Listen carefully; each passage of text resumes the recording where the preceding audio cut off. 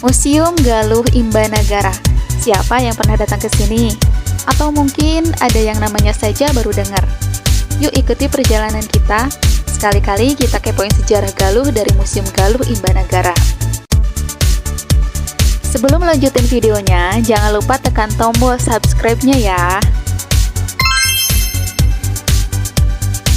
Ada beberapa museum yang ada di Ciamis, salah satunya Museum Galuh Imbanagara. Museum Galuh Imbanagara berada di Jalan Mayor Ali Basyar, nomor 311 Imbanagara, Ciamis, Jawa Barat. Tepatnya di depan kantor Kepala Desa Imbanagara. Ukuran museumnya memang tidak sebesar Museum Galuh yang ada di Cisaga. Koleksi di Museum Galuh Imbanagara juga hanya mencapai ratusan koleksi, tetapi cukup menjadi bukti dari perjalanan Bupati-Bupati Galuh pada masa lalu. Peninggalan sejarah di Museum Galuh Imbanagara diwariskan secara turun-temurun. Sebelum disimpan di museum, benda-benda tersebut disimpan di rumah keluarga keturunan Bupati Galuh, yaitu Raden Enggun, almarhum. Sekarang diwariskan kepada anaknya yang bernama Raden Melita Tri Lestari. Pada tahun 2004, Bupati Ciamis Oma Sasmita membangun museum untuk merawat benda-benda bersejarah tersebut. Tujuannya, benda-benda tersebut disimpan di museum agar benda bersejarah itu bisa terawat dan dilestarikan.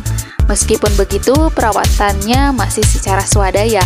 Pada beberapa kegiatan kebudayaan tingkat kabupaten, beberapa koleksi dari Museum Galuh Imbanagara juga dipamerkan.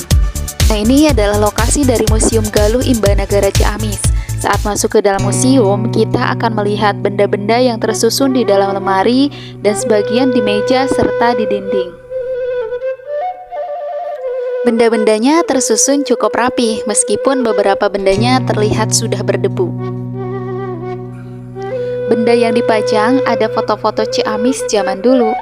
Di dalam foto-foto ini diantaranya ada foto murid sekolah di Ciamis zaman dulu bersama guru Eropa.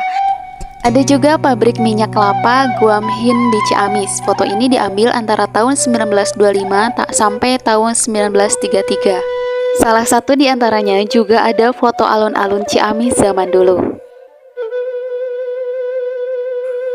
Dan di lemari ini kita bisa melihat ada banyak batu ali, minyak, keris, gelang, kalung, dan benda-benda kecil yang kita tidak tahu fungsinya untuk apa. Kemudian ada keris milik Raden Adipati Kusumadinata II yang memerintah tahun 1727 sampai 1732. Beliau dimakamkan di Majaganda Kidul, Desa Gegempalan, Cikoneng. Jika dihitung sejak Kerajaan Galuh diturunkan menjadi Kadipaten oleh Mataram, Raden Adipati Kusumadinata II ini adalah Bupati ke-6. Raden Adipati Kusumadinata II disebut juga sebagai Dalem Kasep. Ia tidak sempat mempunyai istri karena meninggal pada usia yang masih muda. Sementara itu, Imbanagara tidak ada yang memimpin. Adapun ada yang berhak memimpin, ia adalah seorang wanita yang menurut pemerintah kolonial tidak diperbolehkan. Sehingga waktu itu yang berhak menjadi bupati adalah Mas Garuda atau Raden Kusumadinata III, yang merupakan putra dari Raden Ayu Candranagara, kakak dari Raden Kusumadinata I. Tetapi karena usianya masih 3 tahun, pemerintahan dipegang oleh ayahnya yaitu Patih Jagabaya, dibantu oleh pamannya Raden Angganagara Kusumadinata. Di lemari paling depan ada mahkota milik Raja Galuh Pangauban bernama Prabu Haur Kuning. Mahkotanya terbuat dari kuningan dan dilapisi dengan emas. Berat mahkota tersebut lebih dari 1 kilo. Mahkota ini diturunkan kepada penerusnya secara turun-temurun. Setiap ada kegiatan kirab, mahkota tersebut biasanya dipamerkan. Zaman dulu, mahkota ini digunakan untuk melantik raja.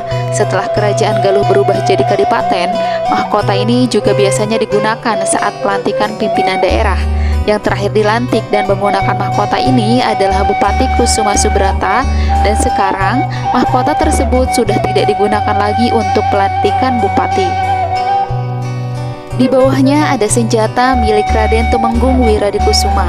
Beliau adalah Bupati ke-14 yang memindahkan pusat pemerintahan Kabupaten Galuh dari Imbanagara ke Ciamis. Pada zaman beliau, Kabupaten Galuh Imbanagara diubah menjadi Kabupaten Galuh, sehingga eksistensi Kabupaten Imbanagara berakhir. Pada akhir pemerintahan Raffles, nama Kabupaten Galuh tidak lagi diganti, tetapi secara resmi juga dipakai dalam istilah pemerintahan pada masa Hindia Belanda. Pada tanggal 5 Januari 1819, Komisaris Jenderal Hindia Belanda mengeluarkan Besluit nomor 23 yang menetapkan bahwa Kabupaten Galuh merupakan bagian dari wilayah Keresidenan Cirebon.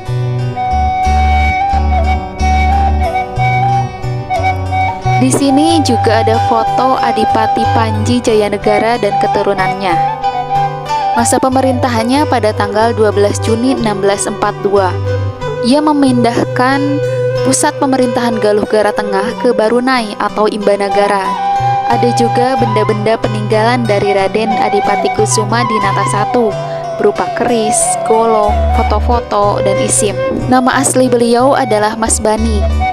Semua wilayah Priangan pada masa itu ada di bawah kekuasaan VOC, sehingga untuk mengawasi para bupati di wilayah Priangan Timur, VOC mengangkat Pangeran Arya dari Cirebon sebagai obsiner.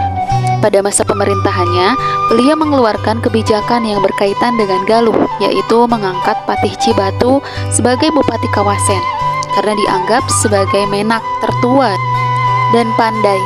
Beliau melebur kabupaten utama ke dalam Kabupaten Bojong Lopang. Adipati Kusuma Dinata I menikah dengan Raden Ayu Ratnasari atau Dewi Ningrat Putri dalam Wiramantri Bupati Ciancang. Dari pernikahannya dikaruniai 5 orang anak, yaitu Raden Adipati Kusuma Dinata I, Candranagara, Raden Adipati Kusuma Dinata II, Raden Danukriya, dan Raden Danumaya, serta Raden Aisarati. Dalam salah satu peninggalannya juga ada lukisan Ratu Kencana Ungu atau Ratu Suhita. Ratu ini merupakan pimpinan perempuan dari Majapahit. Ratu ini menjadi pemimpin Majapahit pada tahun 1492. Di dalam koleksi museum ini banyak sekali peninggalan berupa keris. Keris sendiri sudah dikenal sejak zaman Kerajaan Mataram Hindu. Keris dianggap sebagai penambah nilai kebesaran seorang raja. Keris juga dianggap sebagai pusaka yang dapat memberikan kekuatan gaib atau kesaktian raja. Karena bentuknya yang kecil, keris bisa menyatu dengan raja kemanapun ia pergi. Keris juga mulai berkembang sejak zaman Sultan Agung tahun 1613 sampai 1645. Waktu itu, raja memberikan perintah supaya prajurit yang berprestasi diberi hadiah berupa keris. Ini adalah benda-benda peninggalan Adipati Kusuma Dinata dan Adipati Natadikusuma. Raden Adipati Natadikusuma atau Demang Garuda memerintah pada tahun 1801 sampai 1806. Ia merupakan putra dari Raden Adipati Kusuma Dinata III. Beliau dikenal sebagai bupati yang sangat dekat dengan rakyatnya dan membenci Belanda. Ia cenderung keras dalam menghadapi para pejabat Belanda. Dan ini adalah foto dari Adipati Imbanagara I yang bernama Mas Bongsar, yang bergelar Adipati Arya Panji Jayanegara, serta benda-benda peninggalan beliau berupa jimat atau isim. Untuk sejarah dari Mas Bongsar, kamu bisa lihat di video kita sebelumnya ya. Kebanyakan benda-benda peninggalan yang ada di Museum Galuh Imbanagara adalah senjata, seperti tombak, keris, golok, dan pecut. Ada juga senjata kujang yang merupakan senjata khas Sunda. Kujang mulai dibuat sekitar abad ke-8 atau ke-9 yang terbuat dari besi, baja, dan bahan pamor. Itulah video perjalanan kita di Museum Galuh Imbanagara. Yang ingin melihat koleksinya boleh datang ke sini. Pemiliknya juga berada di depan museum, sehingga jika museum dikunci, kamu bisa datang ke rumah di depan museum dan minta izin untuk masuk.